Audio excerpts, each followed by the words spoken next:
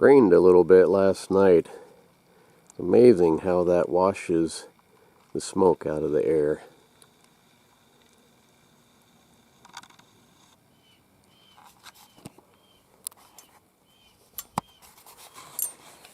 Good morning, folks. It's still kind of getting to my lungs and things. It's a good thing I don't smoke for real, huh? Well, got another one of these vile little beasties today. That makes 8 of them. So that's our new record. The most we ever had before was 7. And this year seems to be a real bad year for packrats, or I guess if you're a packrat, maybe it's a good year. But the neighbor down the road, Cindy was talking to them, and he's got something like 19 of them. So that's that is a problem there. 19 is a lot of packrats.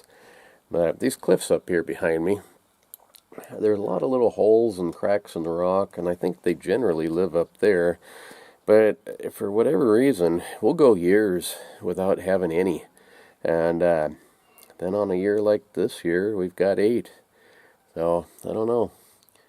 I don't know what triggers it, but this year's a problem year. And speaking of trapping, that's coming up fast. It's already, well, when you see this, it'll be August 1st.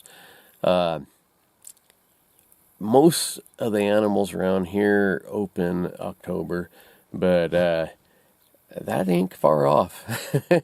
It seems like a long ways off when it's hot like this, but it's not that far off. I got some big plans for beaver trapping this winter. They, that judge has kind of messed up our wolf season.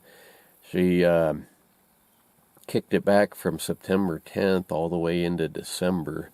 So that's gonna kind of change the wolf trapping plans a little bit. But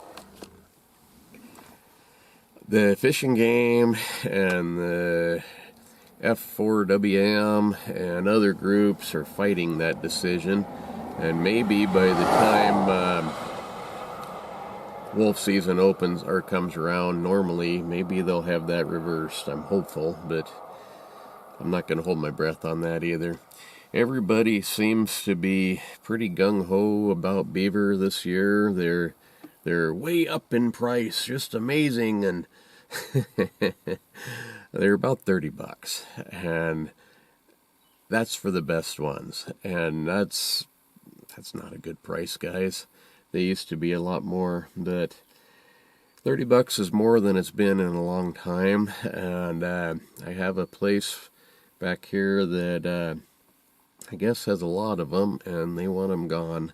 So I told him, if you can wait until season opens, I'll go in there and do that. So I'm kind of hopeful. I'm thinking I'll probably end up setting the camp up and staying for a few days. That would be a fun way to do it. But I make all these big plans, and then by the time trapping season rolls around, usually they get changed for me anyway. But anyhow, I pulled over here. This is just down the road, well, about a mile, I guess, from my house. There's a little island just over here. The highway's just right here, like that car just went by. But there's a little island over here, and I've trapped some beaver there for people before that were having some troubles with them. And on that island was Fort Bonneville. And that was a fur trading post back in 1832. So here's the sign that talks about it. On your smaller, if you're watching this on a phone, it might be a little hard to read.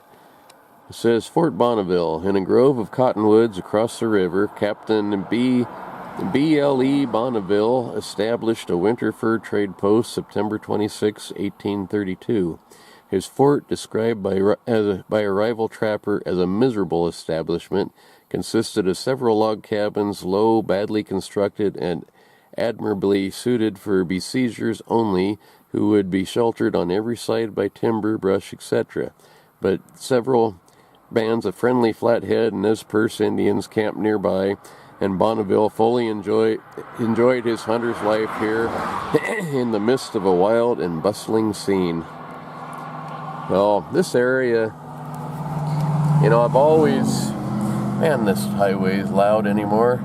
I've always had a lot of interest in the old-time mountain man and fur trappers and things, and one of the reasons I got into trapping to begin with. And this area has so much history about it. There was a lot of famous people here. I'll have to look that up again. There's a whole list of them, people that are very well known. They came through here or even stayed for a little while.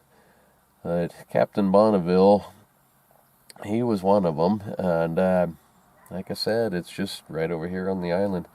Since I'm here, I'll take a quick drive down there. A bunch of houses there now.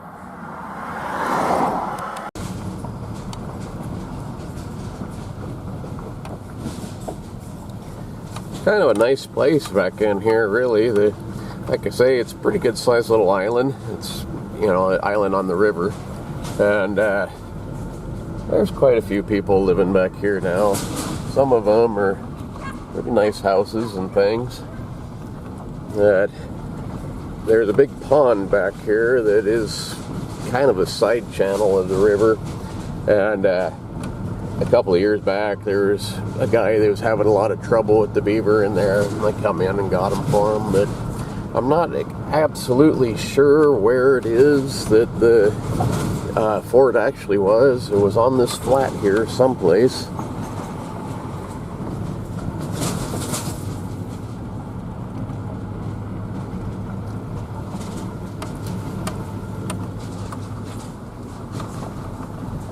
It would sure be nice to know. I imagine there's probably some sign of it, whether there's, beads or knives, money.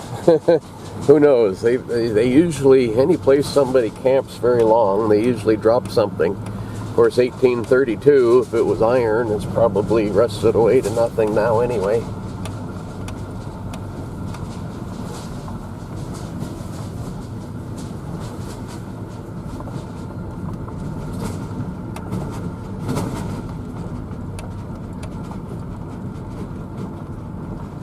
Well, I'm going to go ahead and turn around. I got my little trailer on. The reason I'm down here is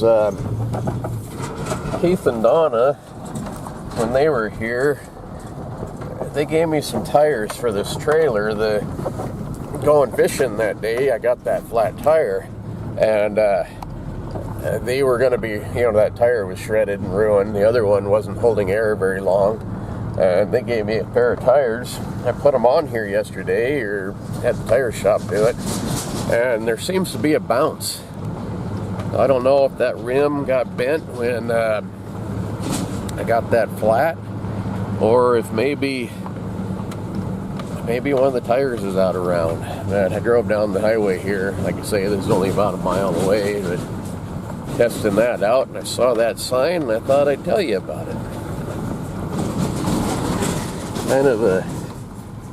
Kind of still a tradition.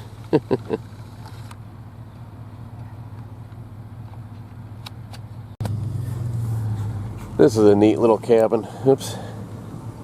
Always liked that one. It's not very big. I'd be happy living there. Yeah, look at here.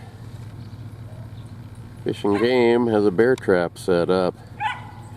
They must be having a few problems with the black bear coming around.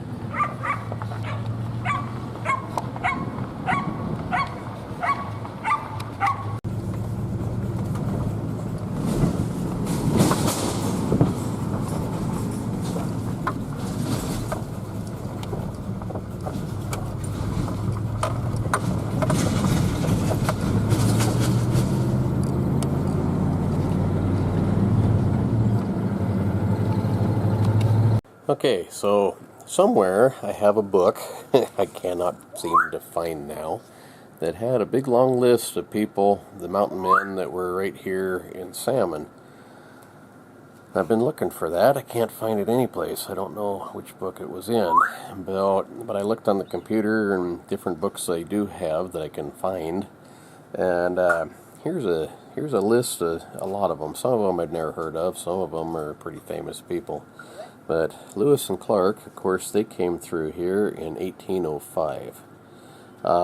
Hugh Glass, the guy that The Revenant is kind of based on, 1823.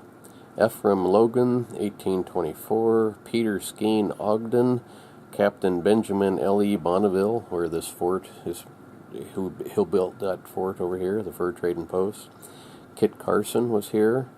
Finan MacDonald, he had a battle with the Blackfeet in 1823 down the road here where the Muleshoe Ranch is now.